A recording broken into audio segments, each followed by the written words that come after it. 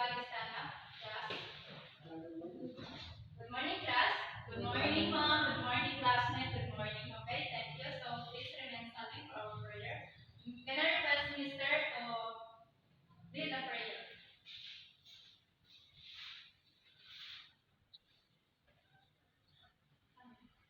Okay, thank you. So, class, sit down. So who's absent today? No one. Okay, very good. So clap your hands, clap your hands for very good attendance. So now I will want to recapitulate our topic last meeting. So what was our topic last meeting, ma'am? Okay, Miss Insana, can please elaborate or give the description or short discussion about that our topic last meeting. So our last topic last meeting, ma'am, is all about matters. So matter is all about matter at beam, mass, and volumes. Okay, thank you. Very good. So, okay, class. What are the three types of matter? Okay, what is three types of matter? The two types of matters are the gas, solid, and liquid. Yes, very good. Solid, gas, and liquid. So, can you give up to me each example of the mass, liquid, and gas? Yes. For example, gas, oxygen, the evaporation of hot water, and Solid. rocks. Yes, very good. So, anything that you see here surrounded is an example of matter. The air is some example of the gas.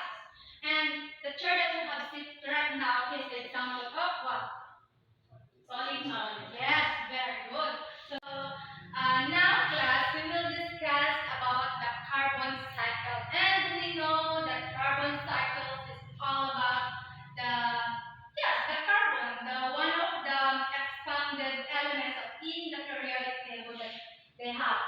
So yes, our topic is all about a carbon cycle. And we have a table of contents.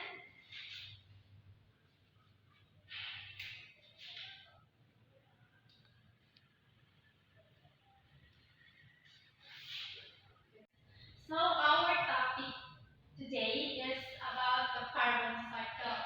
And we know that carbon cycle is one of the very expanded elements in periodic table. So we have here in table of content. So who can read the table of content? Okay, Miss. Yes.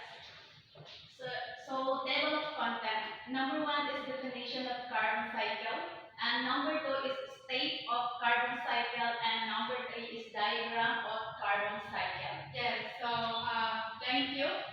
So ito yung pag-aaralan natin or nilalamanan ng ating lesson today, which is the definition of carbon cycle, states of carbon cycle, and diagram of the carbon cycle. So here, what is carbon cycle? Who can read the carbon cycle? Ma'am? Yes. So carbon cycle, the process where a carbon compounds are interchanged among the biosphere, geniosphere, radiosphere, hydrosphere, and atmosphere of the Earth. Okay, thank you. So, meaning a carbon cycle is the process of carbon compounds are interchanged. In what way?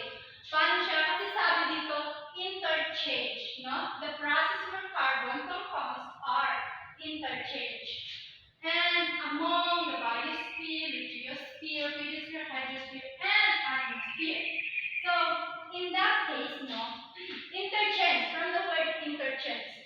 Since ang topic natin is cycle, so, ibig sabihin, nagkakaroon na ng cycle, parang from the solid, no? Halimbawa na lang doon sa matter, from the solid. And kapag yan siya is nagiging, or when one matter, or like for example, no?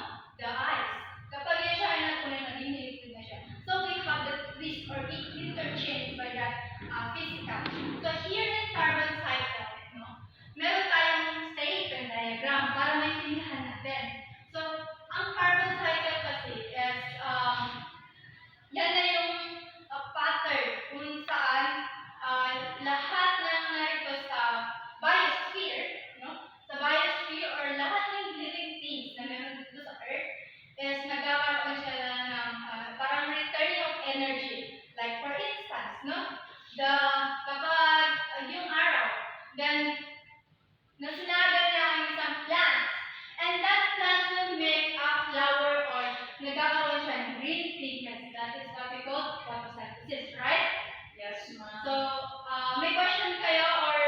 additional for that?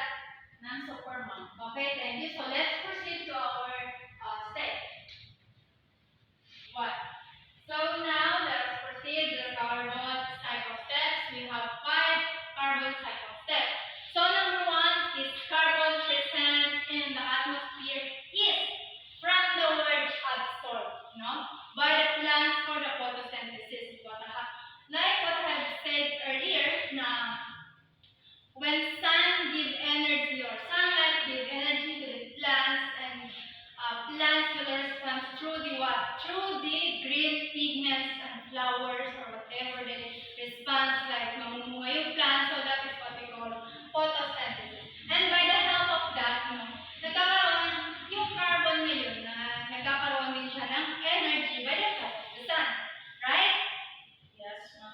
So the second one is, these plants are then consumed by the animals and carbon gets biocommuted into their bodies.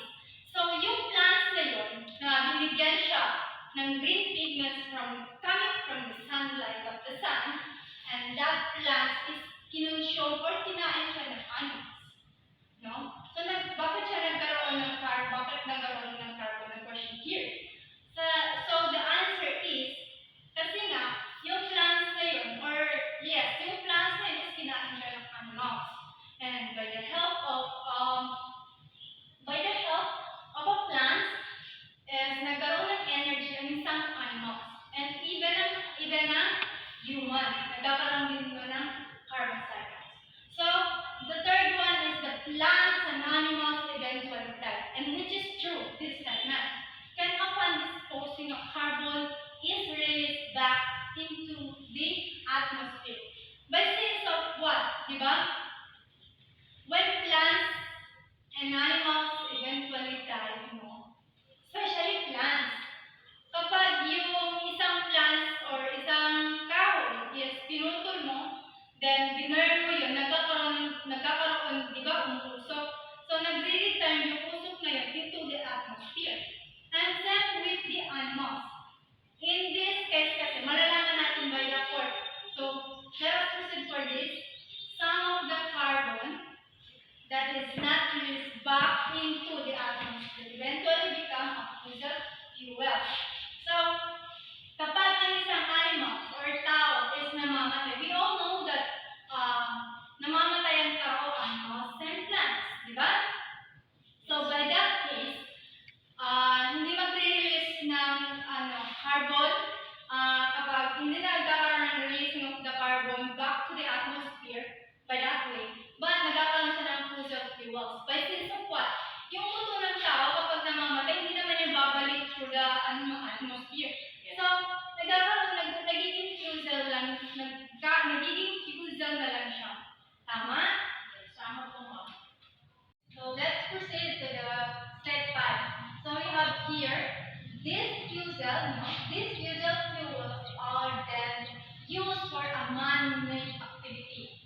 By the means of what? By the means of human or man-made activities. Like for instance, yung burning of the wood or yung mga pump and the mga restaurant na yan. So by that means of man-made activities, so nagkakaroon ng carbon back into the atmosphere. Kasi yung usok na through the man-made, is nagkakaroon ng return doon sa usok, doon sa result or product, which is the burning or yung usok na pataas into the atmosphere, they will pass it. So, that's the activity or one of the man-made activities na nagkakaroon ng carbon back into the atmosphere by means of step 5. So, now let's proceed to the diagram. So, now we have here the carbon cycle diagram. So, kanina, we explained about the 5 steps, right? So, now, we will go into discuss about the carbon cycle diagram. Ito like yung process na binasa natin, i-explain natin doon sa 5 steps. Ito na rin yun. Pero diagram lang yan. graph para makita niyo yung process na nangyayari through the carbon cycle. So first, of course, the carbon, or let's say yung atmosphere. Isipin na lang natin para mas madali, no, na atmosphere. For instance, itong carbon ba to, or this one is represented by the atmosphere. So, kung makikita nyo, meron ditong arrow, which is pababa siya. So, the words here, photosynthesis. And that photosynthesis, by the help of the sunlight, or yes, presence of the sunlight, is nagkakaroon ng photosynthesis, or the green pigment of the plant. And that photosynthesis going back here, no? Meron ditong word na dead organisms and waste product.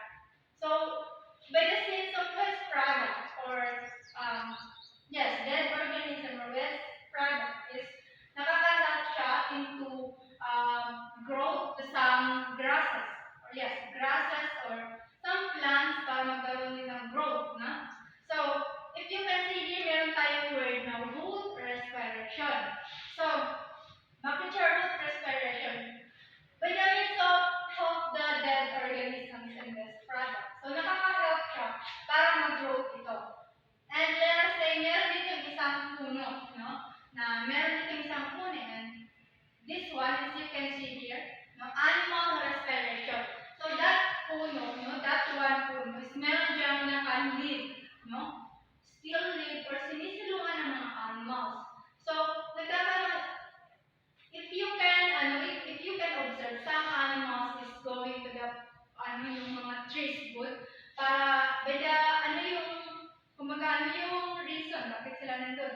But even the human, kailangan din nila ng masisilungan.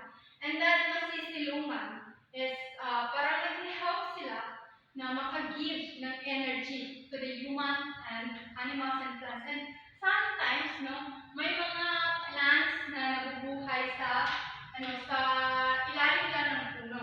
Tama? Yes. So now, makikita niyo itong fuels, that dead plants or animals. Yun na yun, dead fuels.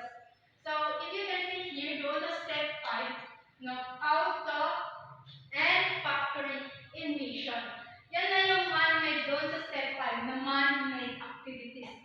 Like for instance, the factory, no, may mga factory, or yes, a lot of factory, or almost all factory is nagkakaroon ng usok. So that usok is they will going to the what? Atmosphere, tama? So doon na nagkakaroon, yung this cycle is represented by the carbon cycle. So, tama? Any question? None so far. Okay. Thank you, and that's all for today. So, if no any questions, we will have an assignment. So, I want you to research and to know about the importance, what is the importance of carbon cycles by means of ano yung nag-benefits ng carbon cycles sa tao, sa plants, and sa animals. So, gusto kong i-research nyo about the importance of carbon cycles. And we will discuss, we will discuss that one and next meeting or I think we will going to have the oral exhibition. So please study, and I hope you learn something and you pay attention to our discussion today.